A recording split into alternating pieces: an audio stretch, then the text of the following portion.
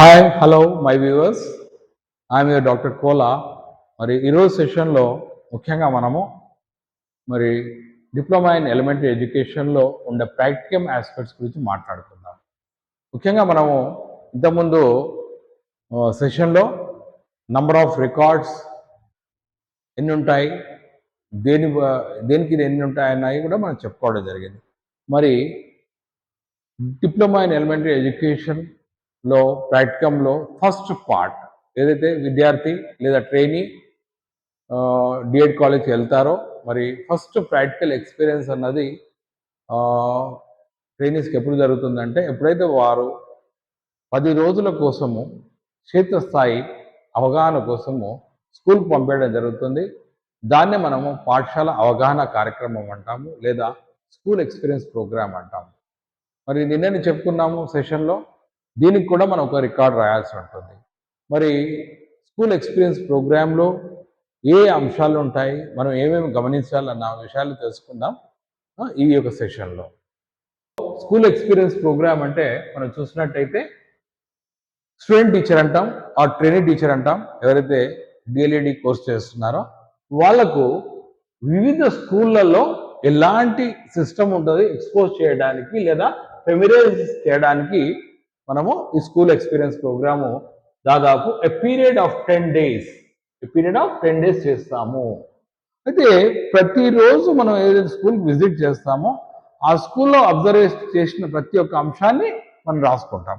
Okay, మనము ఆ విషయాన్ని మనము ఫస్ట్ 10 రోజులు ఈ 10 రోజులు ఎక్కడెక్కడ వెళ్తామో చూసిన తర్వాత ఏమేమి రాస్తామన్నది కూడా మనం చూద్దాం. రైట్. సో ఫస్ట్ ఇయర్లో student teacher or teacher trainee వివిధ రకాల 10 స్కూళ్ళని చూస్తారు.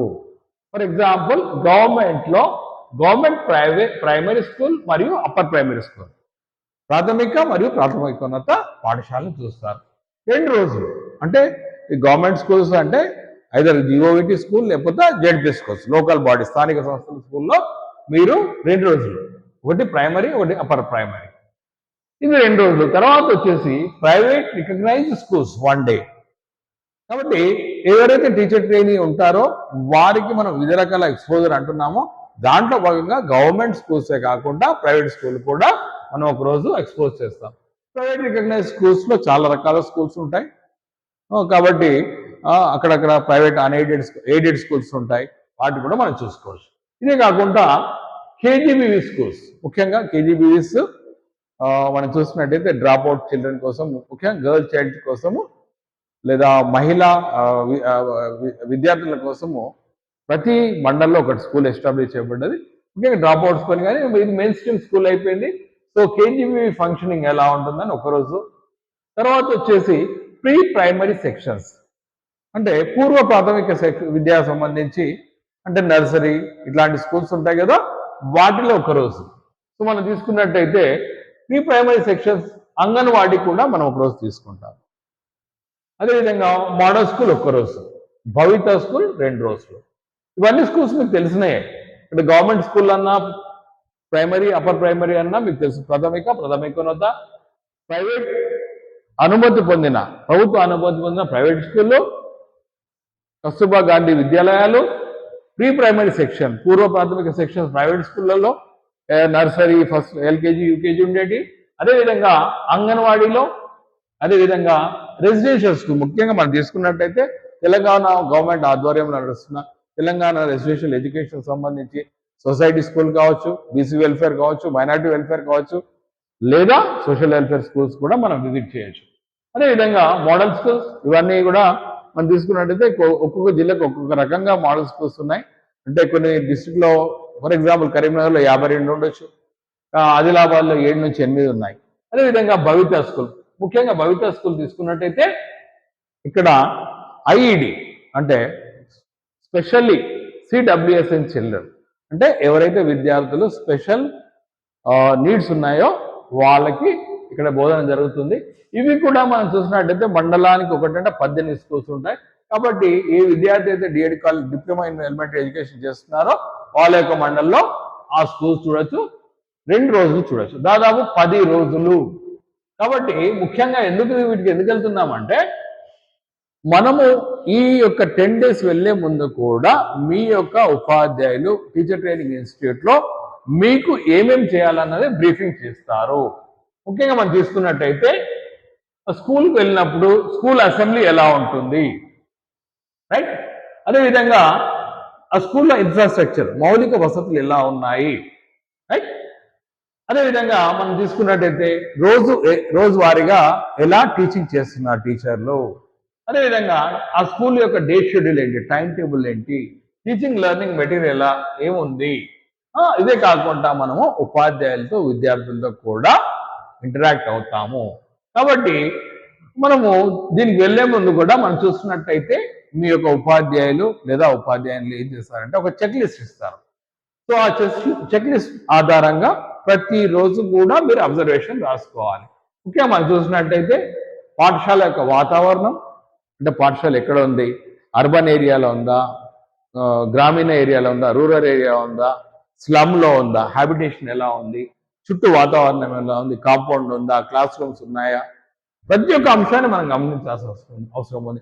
అదేవిధంగా స్కూల్లో అంబిగ్యూటీ, అంటే స్కూల్లో వాతావరణం ఎలా ఉంది అని కూడా మనం చూడాల్సి ఉంటుంది. అదేవిధంగా మనం ఒకవేళ స్కూల్కి వెళ్ళినప్పుడు హెడ్ మాస్టర్ ఉంటే హెడ్ మాస్టర్ ఏ విధంగా విధులు నిర్వహిస్తున్నాడు, అంటే మనం అక్కడ ప్రశ్నించడం కాదు, మనం వెళ్ళిన స్కూల్కి మనం ఏం చేస్తామంటే హెడ్ మాస్టర్ గారితో సఖ్యతతోటి మర్యాదతోటి వారి నుంచి అనేక అంశాలు రాబట్టుకోవడానికి ప్రయత్నం చేయాలి. నేను ముందే అన్నాను, మీ ఉపాధ్యాయులు ఏదైనా చెక్ లిస్ట్ ఇచ్చినట్టయితే ఆ అంశాలన్నీ కూడా, అదేవిధంగా ఆ స్కూల్లో ఉన్న వివిధ టీచర్ల యొక్క ప్రొఫైల్, ఒక 4 స్కూల్లో టీచర్లు ఉన్నారు కాబట్టి 2 లేదా 3 యొక్క టీచర్ యొక్క క్వాలిఫికేషన్స్ ఏంటి, ఏ సబ్జెక్ట్ చెప్తారు, ఎందుకు మనం అక్కడ పోయినాక ఈ ప్రొఫైలే కాకుండా వారి నుంచి అనేక విషయాలు తెలుసుకోవడానికి ప్రయత్నం చేస్తాం. అదేవిధంగా మరి పేరెంట్ టీచర్ కమ్యూనిటీ మీటింగ్ జరుగుతుందా, పీటీఏ జరుగుతుందా, అంటే స్కూల్కు మరియు సమూహానికి కమ్యూనిటీ మధ్యలో ఎలాంటి ఇంటరాక్షన్ ఉంటుంది, అదేవిధంగా ఓల్డ్ స్టూడెంట్స్ అసోసియేషన్ ఉందా, లేకపోతే ఎస్ఎంసి ఉందా, అదేవిధంగా ఏవైనా ఎన్జిఓస్ స్కూల్కి సపోర్ట్ చేస్తున్నాయా, ఇవి కూడా చూడాలి.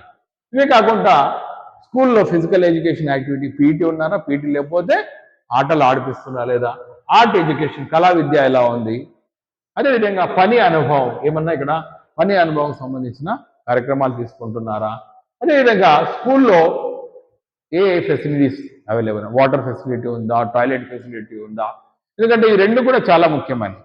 మనం చూసుకున్నట్టయితే స్కూళ్ళ గ్రేడింగ్ అప్పుడు పర్ఫార్మెన్స్ గ్రేడ్ ఇండెక్స్లో టాయిలెట్స్, అదేవిధంగా water facility, mid day meals కూర్చొని తినడానికి అవకాశం ఉందా, అదేవిధంగా మనం చూసినట్టయితే సరైన వాతావరణం, అంటే పిల్లలకు చేతులు కడుక్కోవడానికి ఉందా, ఇవన్నీ కూడా చూడాలి.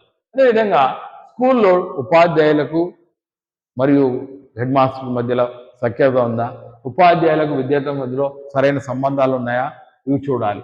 అదేవిధంగా స్కూల్లో ఏమన్నా కొత్త రకమైన ప్రాక్టీసెస్, అంటే ఇన్నోవేటివ్ ప్రాక్టీసెస్, వినూత్నమైన ఏమైనా కార్యక్రమాలు తీసుకుంటున్నారా, ఎందుకంటే ప్రతి స్కూల్లో కూడా ఈ మధ్యలో తెలంగాణ ప్రభుత్వంలో కొత్త కార్యక్రమాలు తీసుకుంటున్నారు కాబట్టి ఆ స్కూల్ నుంచి ఏదైనా వినూత్నమైన కార్యక్రమం ఉందా, అదేవిధంగా స్కూల్లో ఎగ్జామినేషన్స్ ఎలా పెడుతున్నారు, ఫార్మేటివ్ ఎగ్జామ్ ఎలా పెడుతున్నారు, సమ్మేటివ్ ఎగ్జామ్ ఎలా పెడుతున్నారు, అదేవిధంగా స్కూల్లో టీచర్స్ ఏమైనా ట్రైనింగ్ ప్రోగ్రామ్కి వెళ్తున్నారా, టీచర్స్ ఎక్కడన్నా వర్క్షాప్కి వెళ్తున్నారా, లేదా టీచర్స్ సెమినార్కి వెళ్తున్నారా, లేదా ఉపాధ్యాయులు విద్యార్థులను ఎక్కడికైనా తీసుకెళ్తున్నారా, ఈ అంశాలన్నీ కూడా గమనించాలి. లేదా విద్యార్థులను సెమినార్కి అటెండ్ చేపిస్తున్నారా, విద్యార్థులను ఏదైనా వర్క్షాప్కి అటెండ్ చేపిస్తున్నారా, అదేవిధంగా ముఖ్యమైన విషయం ఏంటిదంటే మిడ్ డే మీల్ స్కీమ్, మరి సరైన సమతులమైన ఆహారం పెడుతున్నారా, ఇవన్నీ రాసుకోవాలి. అంతేగాని మనం అక్కడ ఇన్వెస్టిగేషన్ కాదు, ఇన్ఫర్మేషన్ గ్యాదర్ చేయడమే, రైట్? అదేవిధంగా స్కూల్ హెల్త్ ప్రోగ్రామ్, ఆరోగ్య సంబంధించి మరి ఏఎన్ఎం వస్తున్నారా పిల్లలకు, ఫర్ ఎగ్జాంపుల్ ఈ మధ్యలో డివార్మింగ్ డే జరిగిందా, ఏఎన్ఎం వచ్చి హైట్ వెయిట్ చెక్ చేస్తున్నారా, విద్యార్థుల సరైన గ్రోత్ ఉందా, అదేవిధంగా మిడ్ డే మీల్ స్కీమ్లో మనం తీసుకున్నట్టయితే సరైన మెన్యూ పాటిస్తున్నారా అన్నది రాసుకోవాలి. అంతేగాని హెడ్ మాస్టర్ పట్టుకొని మీరు మెన్యూ పాటిస్తారా లేదని అడిగినట్టయితే మీకు అక్కడ అన్నెసరీ ప్రాబ్లమ్స్ ఎదురైతాయి. ఏదైతే ఉందో అది రాసుకొని వస్తారు. అదేవిధంగా రికార్డ్స్ చాలా ఉంటాయి స్కూల్లో, రిజిస్టర్స్, వీటి గురించి కూడా మనం తెలుసుకోవడానికి ప్రయత్నం చేయాలి. రికార్డ్స్ అండ్ రిజిస్టర్స్ కూడా నేను మళ్ళీ తీసుకుంటాను, టైం దొరికినప్పుడు మళ్ళీ సెషన్లో నేను యాడ్ చేస్తాను.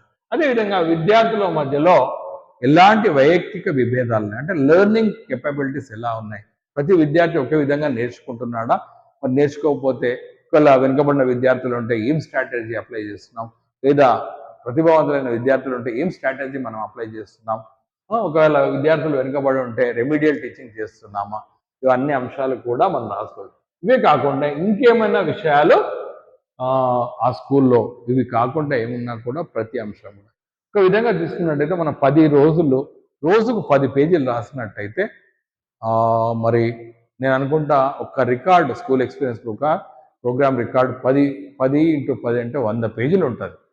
లేదా మీరు ఇంకా క్లియర్గా విశదీకరించి రాయాలనుకుంటే it may take to 100 to 200 pages. So ఈ 10 days కూడా ఈ ట్రైనింగ్లో పార్ట్లో మీకు కొత్త అనుభవము అదేవిధంగా ఉత్సాహాన్ని ఇస్తుంది. కాబట్టి మీరందరూ కూడా స్కూల్ ఎక్స్పీరియన్స్ ప్రోగ్రామ్కి వెళ్ళినాక ఈ అంశాలన్నీ కూడా నోట్ చేసుకొని మంచి అనుభవాన్ని పొందాలని ఆశిస్తూ మీ డాక్టర్ కోలా. మళ్ళీ ఐఎమ్ సైనింగ్ ఆఫ్. మళ్ళీ కలుద్దాం, మళ్ళీ మాట్లాడదాం. ధన్యవాదాలు.